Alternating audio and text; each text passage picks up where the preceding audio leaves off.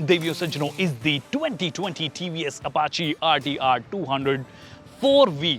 That's right, जितना बड़ा इसका नाम है उतना ही बड़ा इसका माहौल भी हमेशा से रहा है।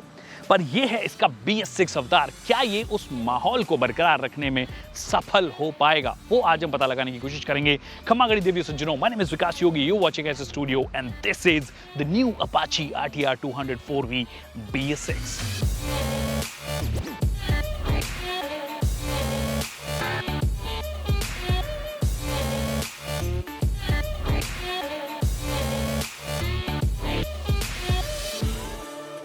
लुक्स के मामले में 2020 Apache RTR 200 4V BS6 आपको BS4 मॉडल से काफी सिमिलर लगेगी, क्योंकि अब भी वही clip on handle bars, LED tail lamp, split type pillion grab handles, centre set foot pegs etcetera मिलते हैं। इसका मतलब ergonomically भी आपको अलग नहीं लगेगी, although full LED headlamp with a sportier assembly, cloth shaped या आईब्रो शेप्ड LED DRLs और बॉडी पैनल्स पे नए ग्राफिक्स इसे रिफ्रेशिंग अपील देते हैं, स्पेशली इस ग्लॉसी ब्लैक कलर में। वैसे साइड पैनल्स और मिरर्स भी थोड़े अलग हैं, बट उतने नोटिसेबल नहीं है। व्हाट्स नोटिसेबल दो, और जो एक बड़ा चेंज है, वो है इसका नया और ज्यादा comprehensive TFT instrument cluster with a dot matrix screen right in the middle. अब आप ब्लूटूथ की मदद से अपना फोन इससे कनेक्ट कर सकते हैं, जिससे आपको कॉल और मैसेज नोटिफिकेशंस मिल जाते हैं। इन केस आपने मैप लगाया हुआ है तो आपको turn by turn navigation inputs भी देता है। साथ में आपको average speed, top speed, lap information, लो फ्यूल वार्निंग जैसी इंफॉर्मेशन भी देता है। Therefore the Smart Connect badge, but sadly आपको इसका इंस्ट्रूमेंट क्लस्टर फ्यूल एफिशिएंसी की इंफॉर्मेशन नहीं देता है। तो डिज़ाइन के मामले में जहाँ पे चेंजेस जो हैं वो बहुत सिग्निफिकेंट ऑफ कोर्स आपको नहीं लगेंगे, हल्के फुल्के चेंजेस किए गए हैं, जो कि मुझे लगता है कि चेंज कर देने चाहिए थे, क्योंकि Apache RTR 160 और ये अब काफ़ी सिमिलर लगती है। और अगर आप एक 200 सीसी मोटरसाइकिल ले रहे हैं और ज़्यादा पैसा पे कर रहे हैं और उसी का 160 सीसी वर्जन काफ़ी सिमिलर लगता है, तो 160 वालों के लिए तो अच्छी बात है, 200 सीसी वालों के लिए थोड़ा सा अलग होना चाहिए था, ऐसा मुझे लगता है पर्सनली। आपको क्या लगता है, आप मुझे कमेंट सेक्शन में बता सकते हैं। सिग्निफिकेंट चेंजेस जो किए गए हैं वो है इसके परफॉर्मेंस में कैसे बदलाव किए गए हैं। ऑफ कोर्स BS6 है, दैट मींस इंजन में तो बदलाव किए ही जाने हैं। एज अ कंपल्शन आपको फ्यूल इंजेक्शन सिस्टम इंट्रोड्यूस करना पड़ेगा। अभी जो फ्यूल इंजेक्शन सिस्टम है ये अगर आपको याद हो तो Apache RTR 200 में पहले भी आता था, बट बीच में फिर उसे डिसकंटिन्यू कर दिया गया था, अब री इंट्रोड्यूस कर दिया गया है। कंपनी का कहना है कि इसमें कई सारे चेंजेस किए गए हैं, बॉश से वापस से इसे सोर्स किया गया है और कंपनी से रेस ट्यून्ड FI बोलती है। अब रेस ट्यून्ड FI क्या होता है एक्चुअली, ये मुझे भी कुछ ज़्यादा समझ में नहीं आया है, बट मैं आपको मेरे हिसाब से जो मुझे समझ में आया वो मैं आपको बता देता हूँ। FI बेसिकली क्या करता है, कितना फ्यूल जाना है, किस वक्त कितना फ्यूल जाना है, कितनी रिक्वायरमेंट है, उसको आप इलेक्ट्रॉनिकली मैनेज कर सकते हो। आप समझ लीजिए कि एक दिमाग होता है एक मोटरसाइकिल का, ECU ECM जो भी आप उसे बोलना चाहें, उसकी मदद से, सेंसर्स की मदद से सेंस किया जाता है कि इस टाइम पर कितने फ्यूल की ज़रूरत है, जिससे कि बेहतर एयर फ्यूल का मिक्सचर जाए और रिक्वायरमेंट के हिसाब से आपको पावर मिले या फिर एफिशिएंसी मिले। अब यहाँ पे अच्छी बात ये है, जो कि हो सकता है कि उसकी वजह से TVS ने इसे रेस ट्यून बोला हो, वो ये है कि 0 to 60 एक्सेलरेशन में ये मुझे एक्चुअली इसका जो कार्ब वर्जन था उससे बेहतर लगी है। अब अगर आप पावर फिगर्स की बात करोगे तो पावर फिगर्स में एक्चुअली कोई मेजर बदलाव आपको नजर नहीं आएंगे। इनफैक्ट जो हॉर्स पावर है वो तो सेम ही है, 20 PS अभी भी ये निकालता है, 19.9 bhp के आसपास या 19.8 bhp के आसपास आपको निकाल के देता है।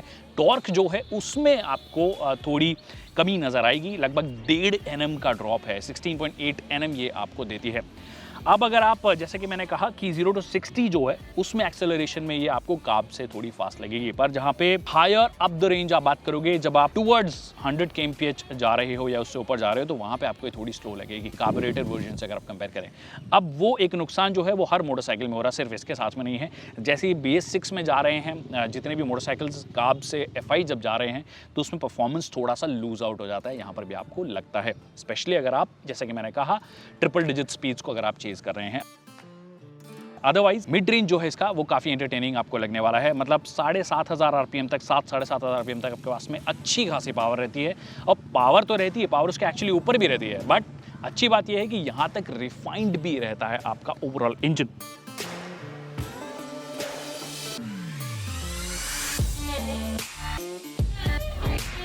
और ओवरऑल रिफाइनमेंट या स्मूथनेस को बढ़ाने के लिए वाल्व टाइमिंग जो है उसको भी हल्का फुल्का चेंज किया गया है।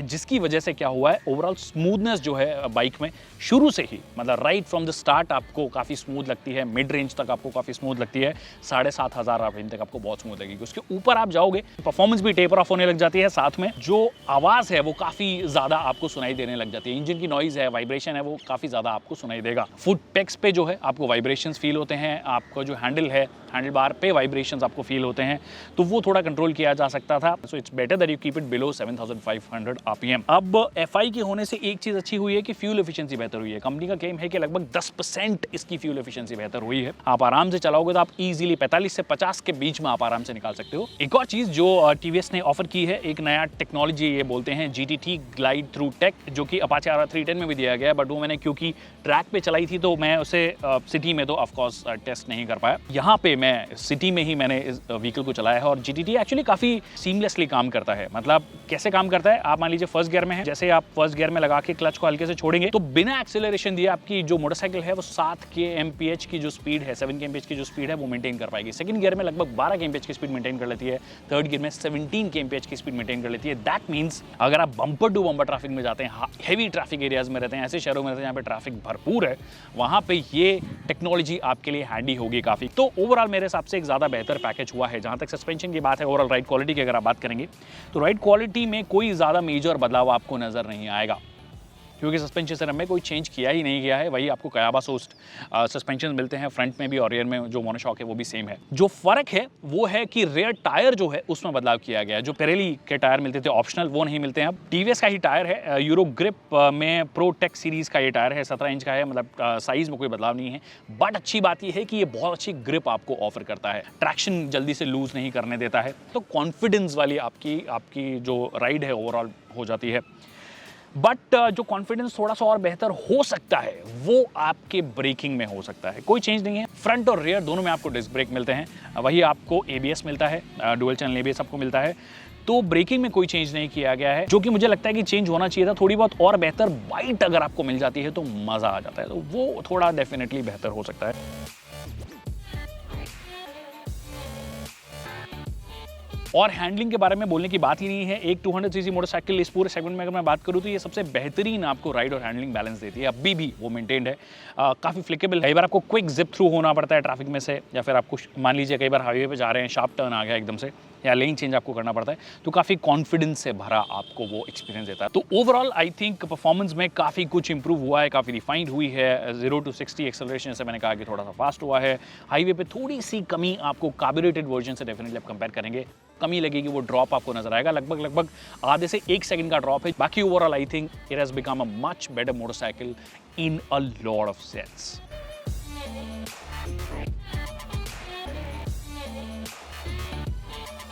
आई होप आपको वीडियो पसंद आया। वीडियो पसंद आया तो इसे लाइक करना और शेयर करना ना भूलिए। अगर कोई सवाल हैं जो कि मैं इस वीडियो में क्लियर नहीं कर पाए हूँ आपके, या कंफ्यूजन अभी भी आपके रह गए हैं, तो आप हमें कमेंट सेक्शन में पूछ सकते हैं, हम उसका जल्द से जल्द जवाब देंगे। Thank you so much people for watching this video.